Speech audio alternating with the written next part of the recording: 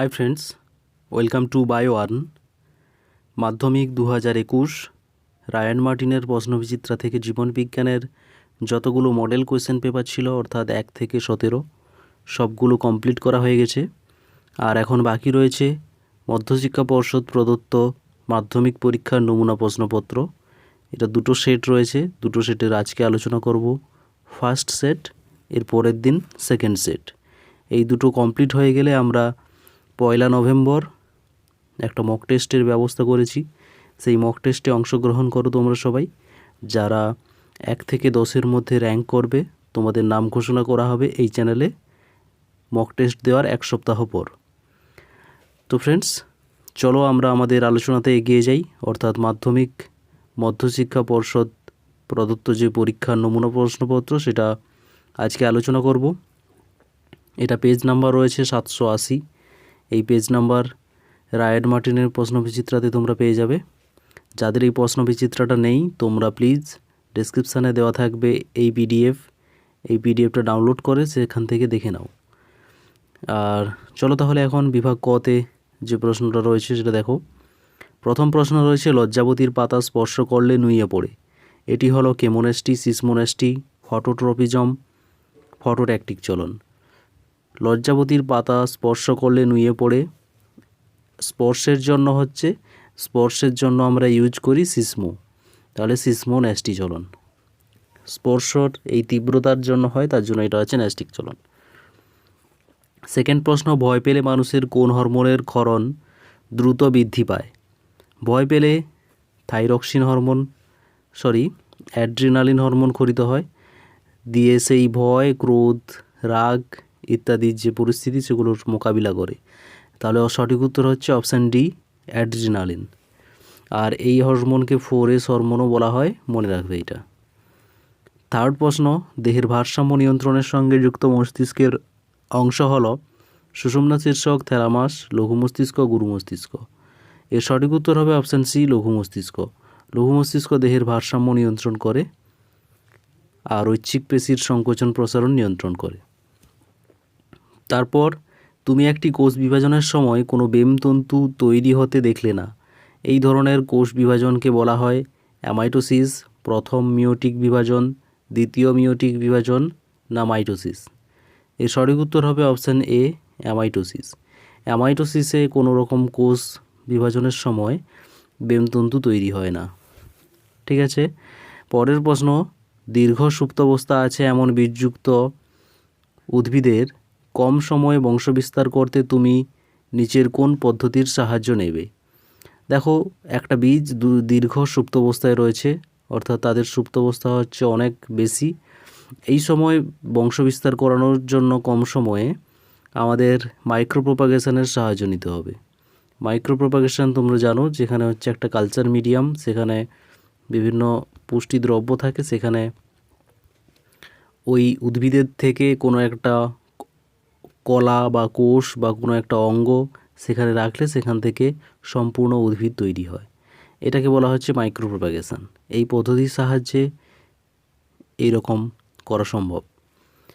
পরের প্রশ্ন, মানব পরিস্ফুরণের যে দশায় স্বাভাবিকভাবেই স্মৃতিশক্তি ও দৃষ্টিশক্তি দুর্বল হতে থাকে তা হলো কি? এটা তোমরা জানো, এটার সঠিক উত্তর হবে বার্ধক্য দশা। বার্ধক্যতে এইরকম কন্ডিশনগুলো তৈরি হয়।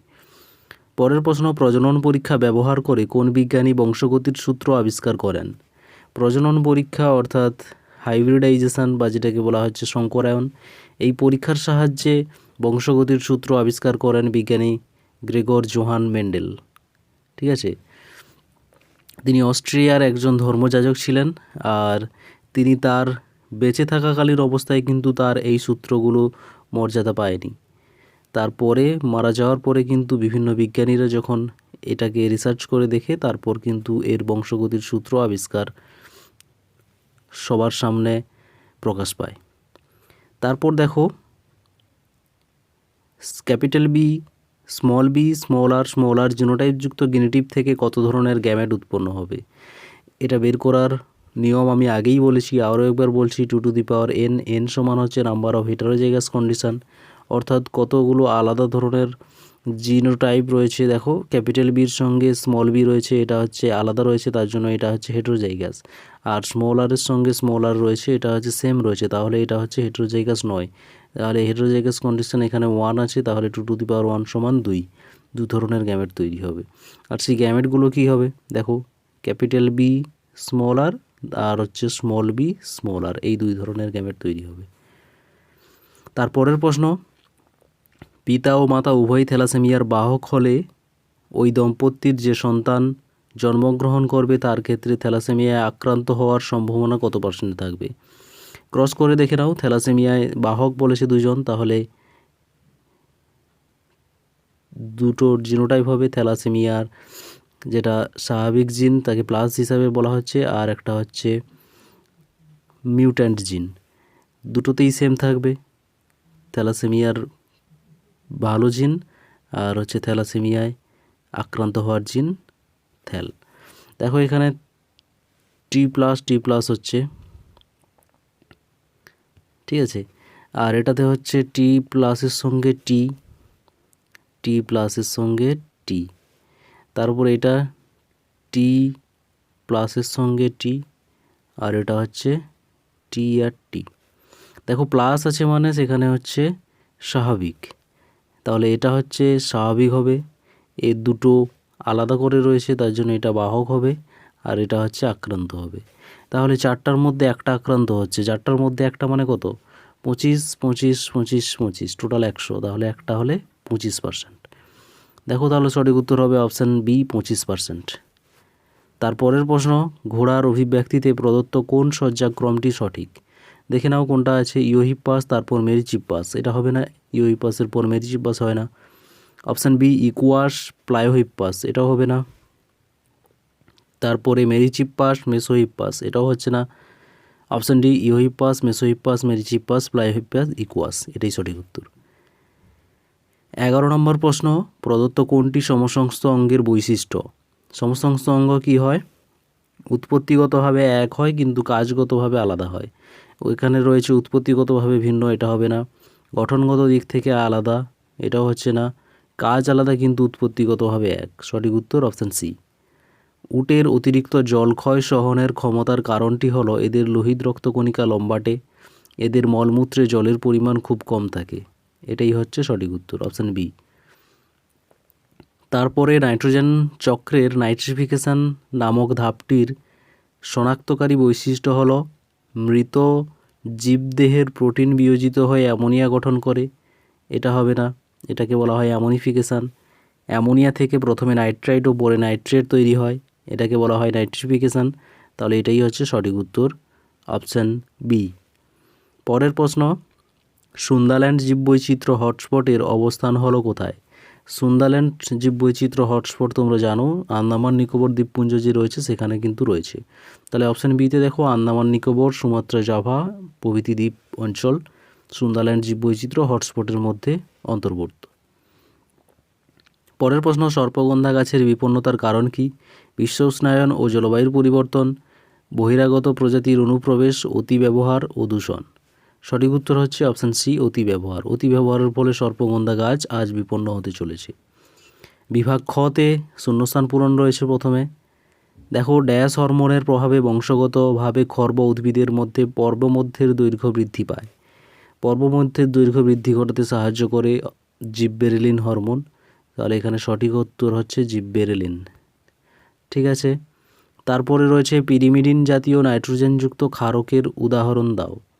পিরিমিডিনযুক্ত নাইট্রোজেনযুক্ত ক্ষারকের উদাহরণ হবে দু রকমের আছে। পিউরিন মনে রাখো, পিউরিন হচ্ছে অ্যাডিনিন আর গুয়ানিন, আর পিরিমিডিন হচ্ছে পিরিমিডিন সাইটোসিন আর হচ্ছে থাইমিন, আর আরএনএর ক্ষেত্রে ইউরাসিল থাকে থাইমিনের বদলে, ঠিক আছে।